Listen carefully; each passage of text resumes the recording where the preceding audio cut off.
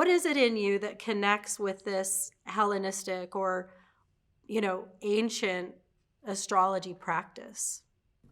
Yeah, I think it was just the fact that I discovered when I was in college and studying the history of astrology that astrology used to be a lot more different in the ancient world 2000 years ago in like the Roman Empire when it first started compared to today. And there was a lot of interesting advanced techniques and timing techniques and different philosophical concepts that existed back then that made astrology a little bit more effective as a predictive system than it became in the 20th century because it kept getting transmitted from culture to culture and language to language. And every time that happened over the past 2,000 years, some things were lost and other things were added until it was a lot different in 20th century astrology compared to 2,000 years ago. So part of my goal in life has been to go back and recover some of those ancient techniques and bring the useful ones forward to today. So, how did that when it was developed, you're talking about, how did they start saying, okay, these alignment of planets in the heavens actually affect me here on this planet we call Earth? How did they start that whole connection? Sure. I think it just started very basically with you had these long families of sky watchers that would go out every day and every night and look at the stars and write down their observations, not just when they would see an interesting astrological alignment or see something happen in the sky that was notable astronomically, but they would also sometimes note down what events took place in their city or in the world in general at that time. Like, for example, if there was a major eclipse and a king died, they would write that down and add that to like a library or a repository of information. And after many, many generations, they built up enough observations of those correlations to start working out some of the basic principles. That's really interesting. So then it just kept growing from there. So first it was observational. Is that what you're saying? Yeah, it was observational and very empirical because they were just looking at significant astronomical alignments and they would pay attention to what types of events happened at the same time simultaneously under the premise not necessarily that the stars were causing those events to happen, but that there was some sort of correlation or some sort of synchronicity that was indicating a connection between them through a similarity in meaning, even if they weren't causally related.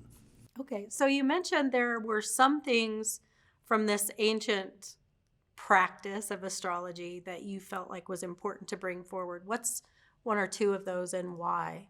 Sure. So, one of the most basic concepts that didn't survive into modern astrology that we found in recovering ancient astrology over the past 30 years or so is the concept of sect, which is the distinction between day charts and night charts, where the very first thing an ancient astrologer would pay attention to is they would look to determine if a person was born during the day or if they were born at night.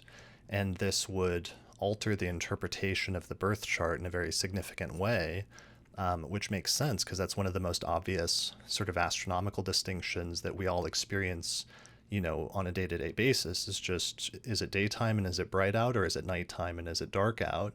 But for some reason that concept didn't survive or wasn't passed on through the generations of astrologers due to the decline of astrology in the 17th century after the Renaissance. So that's one really important concept that we recovered. And then there was another important category of techniques from ancient Greek astrology known as the Time Lord systems, which were different systems for dividing a person's life up into chapters and subsections as if the life was a book, and you could identify when each chapter of your life began and when each chapter ends. So the sort of interesting, sort of exotic timing techniques for determining things about when certain things will happen in a person's life. So do you bring that forward in your practice now?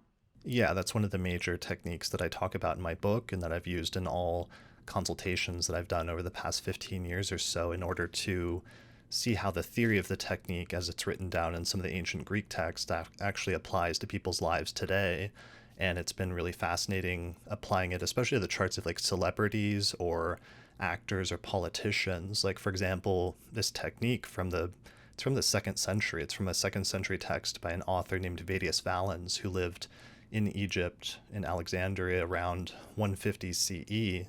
And using this technique, if you apply it to a modern actor's chart, like for example, Robert Downey Jr., it indicated that he would have a major career transition and begin a major career peak that would last for 20 years, starting around 2008. And what happened is that was when the Iron Man movie came out, and his career suddenly was given a second breath of life and really took off, and he became eventually for a period of time like the highest paid actor in Hollywood.